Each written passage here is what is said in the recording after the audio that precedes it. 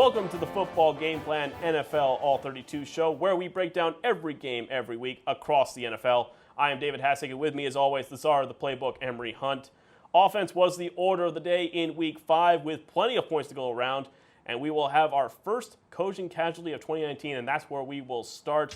Washington fires Jay Gruden after 5+ seasons with the Redskins. Started winless to start this season through 5 weeks.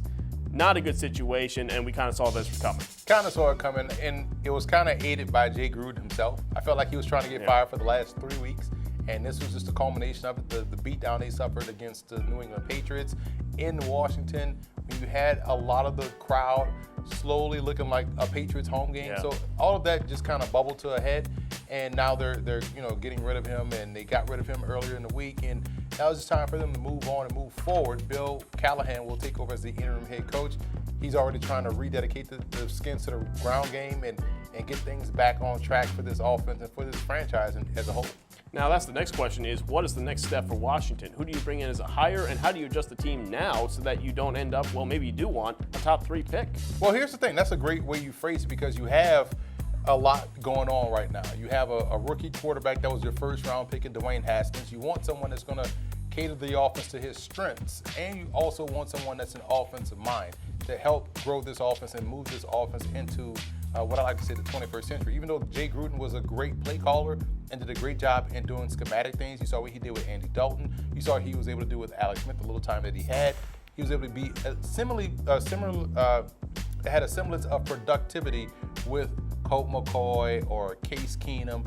So it didn't really work out with Haskins for whatever reasons. So you want someone that can work well with your rookie quarterback. You also want someone that can re-energize the fan base. There's a couple of guys out there that would be great choices. You can look in-house at Kevin O'Connell, who has experience in working with Dwayne Haskins and has a background with the New England Patriots, knows how to create a culture and create a good program and a good foundation to where you can build on and be a successful franchise. You also can go outside, maybe an off-the-wall hire, and Byron Leftwich, who was a quarterback himself. He's doing great things down in Tampa with Jameis Winston. You also look at Eric Bieniemy, who's one of the bright football minds in the game, offensive coordinator for the Kansas City Chiefs, has done a great job in developing talent and calling plays and putting guys in position to have success. Maybe another off-the-wall, out-of-the-way hire. How about Ryan Day from Ohio State? I think they would do courtesy by making a call to see what his interest would be in the position. He has an NFL background, so it wouldn't be foreign to him to be in the NFL. And he has worked with Dwayne Haskins. He was the big reason why Dwayne Haskins shot up to stardom the way he did, because Dwayne Haskins in Urban Meyer's offense was okay because Urban Meyer still wanted to use him as a runner. But when they took over the play calling duties and it went straight, let's utilize his passing ability, Haskins took off, became a first-round pick. So Ryan Day would be one that I think they would try to reach out to immediately to see if he would be interested. A fluid situation, to be sure, in Washington moving forward. Meanwhile, the quarterback situation is fluid again in Pittsburgh.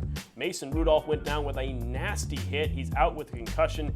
Devlin Hodges is the new quarterback in Steel City. We know a lot about him covering his college career at Samford. What can Pittsburgh fans expect from Hodges going forward? He reminds me a lot of a former Pittsburgh Steelers quarterback in Bubby Brister. Same type of enthusiasm, grit. You're going to love the way he plays. He's going to compete down in, down out. He's going to try to make every throw, which could be to his detriment sometimes. Sometimes he's going to make the great throw and make a bonehead throw right after that. But you like that he's out there trying to make things happen to win. We saw this against with Samford, against the top teams. Against Mississippi State, he played really well. We saw him play well against Florida State. Think about it. He was here in New York for the rookie tryout minicamp with the Giants, didn't make the team, goes to Pittsburgh, plays well enough to where he not only makes the practice squad, but they ship off Josh Dobbs, and now he becomes the third string quarterback, and then he's elevated to number 2 when Mason Rudolph becomes the starter. So I think he's more than apt to take the reins and have success. We saw him against the Baltimore Ravens in limited action look really well and nearly pulled off that win. He did what he had to do on the ground and also in the air to make things happen. I like Devlin Hodges. I think he's going to be fine with Pittsburgh.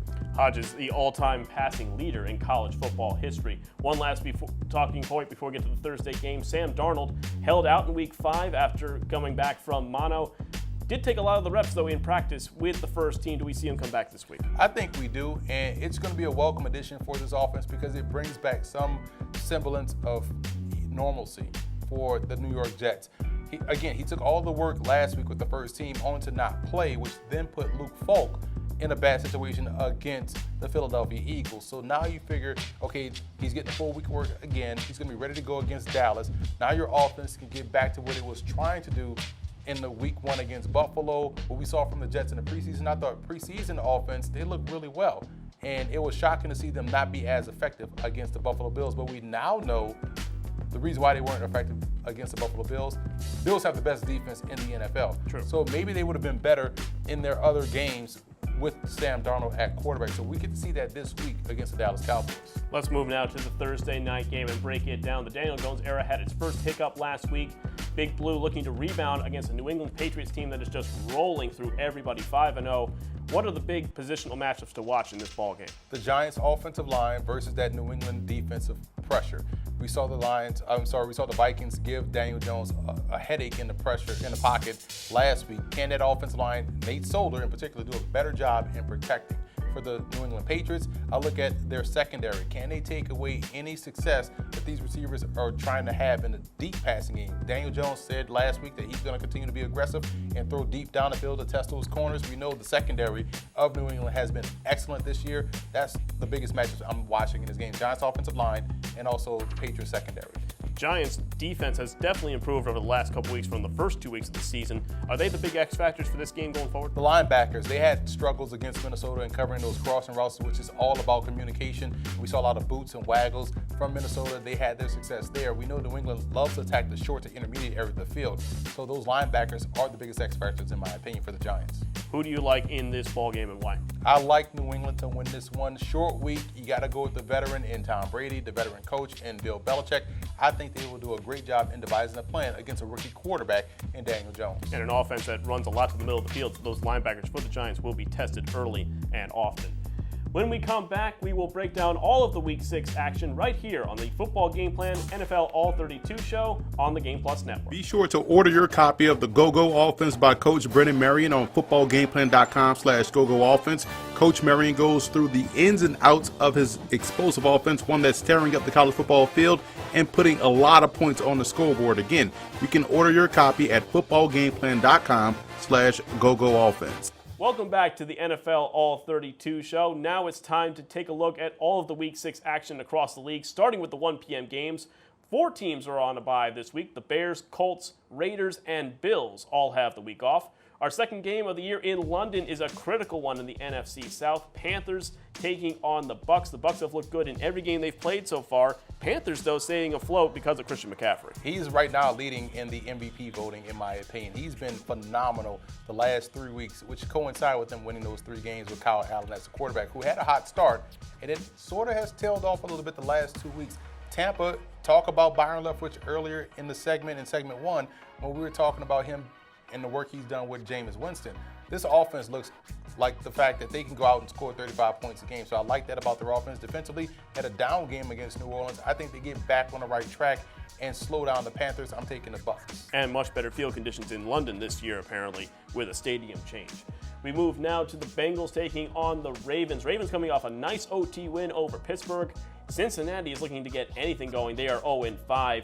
Ravens still didn't look great on defense, but enough to get the win against Pittsburgh. Yeah, enough to get the win against Pittsburgh, and they're going to have to get better offensively as far as the play calling. I feel as though they don't go deep enough, like we saw them go deep against Miami, like we saw them attack deep against the Cardinals. We've seen the offense sort of shrink a little bit. They try to focus on the running game and try to shrink the ball game, but they have to open that thing up once again if they want to have some success. We saw the Cincinnati Bengals show great resolve against the Arizona Cardinals, driving down the field to score what looked to be the game-winning touchdown, only to give up on the back end. So their offense is starting to find itself. I love what I see from Tyler Boyd. Defensively, it's going to be a challenge because you have to keep contained against Lamar Jackson. I think they will start to attack deeper down the field. I like the Ravens to win this one. It's going to be close because their defense needs a lot of help. Next game on the schedule, the Seahawks taking on the Browns. The Seattle Seahawks continue to roll, but the defense will get tested this week against a Cleveland Browns team that can attack you in a lot of different ways. If the Browns stick to the running game, they have a chance to beat Seattle. Quietly, the Rams got away from it. the Rams were able to have success early in the game running the football against the Seattle defense. Now, on the flip side, defensively, can the Browns do a great job of matching up against these receivers the entire play? And I say that because Russell Wilson does a great job of extending. He is one of the biggest X factors in the NFL. If you're not able to get him on the ground, he's able to squirt out the pocket and make things happen. That's where he beats you deep down the field. That's where they create big chunk plays to move the sticks. I like Seattle in this ball game defensively. While they may not be good versus the run, I just feel as though the pressure that they apply supersedes that, and they'll put the clamps on this Cleveland Browns offensive attack. This will be one of the better games of the weekend. Let's move now to another game that maybe we didn't see coming, but because no Drew Brees, no problem for the Saints. Teddy Bridgewater playing well enough to get the Saints more W's. He's 3-0 as a starter. The Jaguars struggling a little bit, but still with some hope in the offensive side of the ball. Well, because of Gardner Minshew and how he's played for a rookie 6th-round pick, excellent job by him. But the running game, you look at Leonard Fournette and what he's been able to do behind this offensive line. They've been able to control the game, and all of their games have been close. The Jags, if they lose, they're not losing by much. They're always one-possession games. They've done a great job in keeping this thing afloat defensively. Who knows what you're going to get from Jalen Ramsey? You don't know if he's going to play, how healthy he's going to be, if he's playing, if he's going to be 100%. The Saints under Bridgewater have done a great job. You like what they're doing now in the passing game. They're allowing him to throw deeper down the field, which opens things up, which should open things up for Alvin Kamara underneath and the running game. I think the Saints are playing with some great confidence right now. I like New Orleans to go on the road and knock out the Jaguars. Our next matchup, I think we all wish could be a Monday night game because it could be a game that ends up in the 60s. Texans taking on the Chiefs. Was the Texans' offense a fluke last week, or could it be another big night offensively for Deshaun Watson? All things can be true. You know, we could see this offense go out and struggle to put up points like we saw them do against Jacksonville, or we could see what we saw last week against Atlanta and see them score 50. But we know the Chiefs will try to get back on a positive track after losing last week's game to the Indianapolis Colts. Their offense is phenomenal. They can put points up on the board defensively. I think both teams are quietly some question marks. So both offenses will have their success. Where I give the Texans the advantage in this ball game, quietly, I think they can run the football a little bit better than Kansas City. I'm going with Houston. Certainly going to be a tough, if Kansas City loses back-to-back weeks, that's going to be a little bit shocking, especially at Arrowhead twice. Next one up, the Redskins taking on the Dolphins. Someone has to get a win on this season. Obviously, we know now a new head coach coming in Washington, maybe a new offensive scheme. Does that give them maybe an edge against the Miami Dolphins? It could, but you look at a Dolphins team coming off of a bye, having that extra week of prep for the Redskins personnel. And so I think it's going to be up to the Dolphins to come out and set the tone. We've seen them play competitive early in ball games before it starts to fall apart late. That can't happen, and you have an inspired now Redskins group coming out with a new head coach, new scheme, all that stuff you mentioned. But I think defensively they have enough to where they're going to affect the pocket against Josh Rosen, and he's going to give them some opportunities to make plays on the ball. So I would still stick with the Redskins in this one. And still a chance for the tie if you want to play some bets on that Yeah, that's game. true, too. We've seen a lot of ties in the NFL recently. Still could be a tie in that game. One last one at the 1 o'clock hour. Eagles taking on the Vikings. Both teams coming off a nice rebound win. Minnesota got a nice win against the Giants. The Eagles took down the Jets. But it's going to be really interesting to watch the Vikings' goal line defense, which was very effective against New York, against this Philadelphia offense. Point of attack play is going to be huge in this ball game. You saw the Vikings' defensive line take over that Giants game and really make things difficult for Daniel Jones and that offense. And on the flip side, you saw the Eagles' offensive line has quietly had some leakage and haven't given Carson Wentz the time to make things happen down the field. He's been a little bit inconsistent, but the running game has started to pick up for Philadelphia. They've been able to run the football. The Kirk Cousins factor is big in this ball game. I would take Carson Wentz 10 times out of 10 over Kirk Cousins, but quietly he played well against the New York Giants. He didn't try to force anything. He kept everything underneath. He didn't turn the ball over. He took some sacks, but he didn't turn the ball over. He didn't make the big mistake, and that's why they won against New York. I like Philly in this ball game. Again, it's all about trust, and you look at all things being equal. Let's say both defenses are fine. I just don't see Kirk Cousins having a lot of success against an aggressive style attacking defense in Philadelphia. So I'm going with the Eagles at home against Minnesota. After this short break, we will cover all the 4 o'clock and primetime games of Week 6 here on the Game Plus Network. Stay with us. Football Game Plan is brought to you in part by Ninth and Lux. Visit the website ninethandlux.com and check out the clothing gallery. Do You Music. with featured artist IW and his latest album, Season 2. You can check that out on iTunes as well as doyoumusic.com. Nesby Phipps, art, life, entertainment. NesbyPhipps.com. Grind It Out Fitness. Visit the website grinditoutfitness.com and download the app. Welcome back, fans. Let's get back to the Week 6 predictions. Two teams whose defenses have struggled mightily facing off in this next one. The Falcons taking on the Arizona Cardinals, who got their first win last week for Murray at the quarterback position.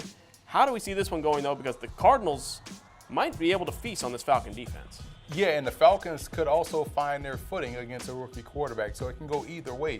What we saw last week from Kyler Murray was special, a guy that found a way to get his team to victory without throwing a touchdown pass.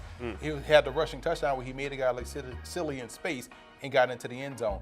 The Falcons' defense hasn't been much of anything this year, and it's tough to watch a Falcons team struggle on the offensive side of the ball when you have a Julio Jones, a Calvin Ridley, and a Mohamed Sanu, and Austin Hooper. You have all these weapons, but we know their offensive line is an issue. I think we'll see a team in Arizona come out once again inspired again and get the win. I do like the Cardinals. They have been on the cusp of winning a couple of games. They could have beaten the Baltimore Ravens. I thought they should have beaten the Carolina Panthers. They got the win against Cincinnati. I think they get the win against the Falcons. And they got the tie in there as well, but the hot seat could get hotter in Atlanta if they lose this ball game.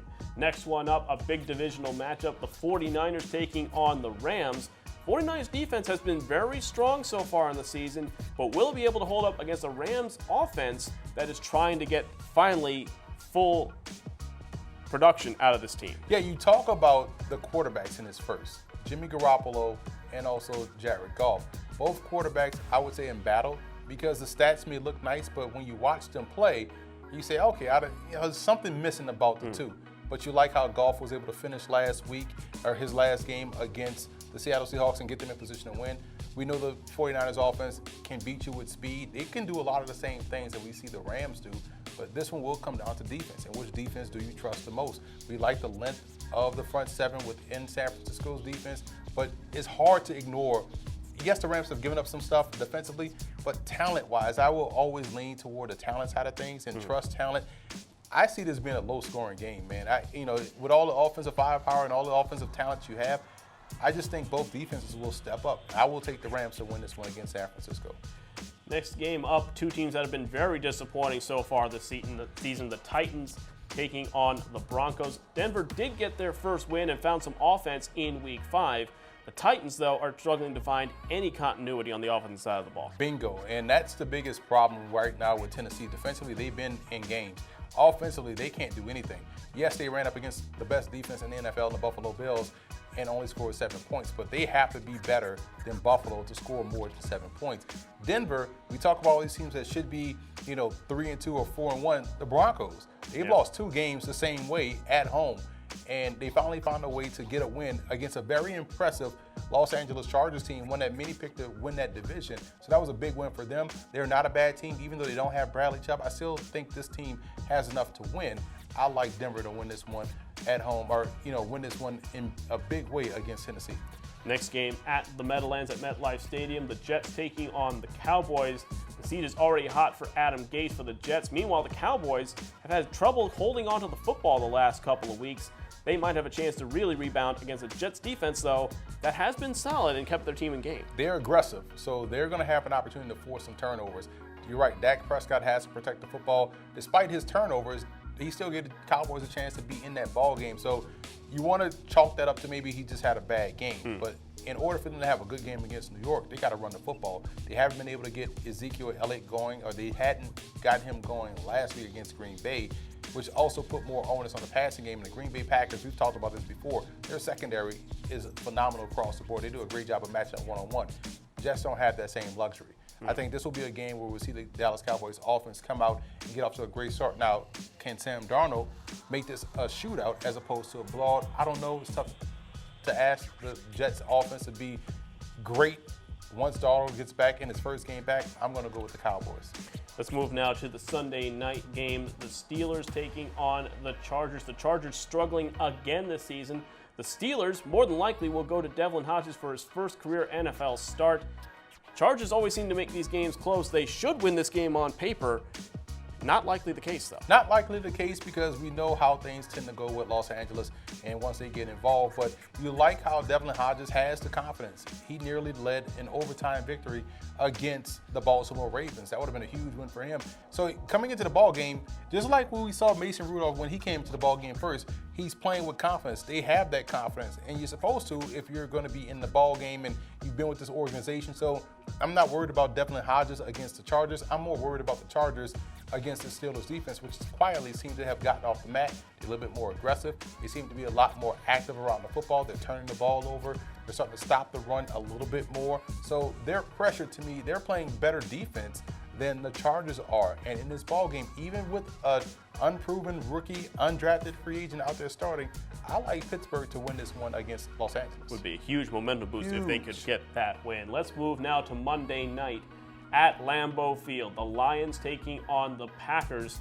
Green Bay defense caused a lot of problems for Dallas last week, but Detroit has been the pleasant surprise of this division. They're 2-1-1. Many people may be looking over them still. We'll see what happens here. I didn't believe a lot of what the Lions were trying to sell out there going into the season. In early parts of the year, I thought they were kind of hollow, 2-0, 2-0-1. But watching them on film, you're like, you know what? They are playing really good football. They are fundamentally sound. They're winning the right way, so to speak. They're playing good defense, solid offense, solid special teams. They're getting help in the return game. Kicking situation is strong. This is a good football team, and this is a huge game in division against the Packers. Now, so far we've talked about maybe 3 different Packers teams. We saw the offensive juggernaut. We saw the defensive slugfest with them against Chicago. We saw their defense really step up and not show up against Philadelphia. And then last week we see the offense get out and run the football like we expect them to with Aaron Jones and company. So I don't know which Packers team we'll see, but I know what Lions team I will see game in, game out. I still don't think that's enough to beat Green Bay.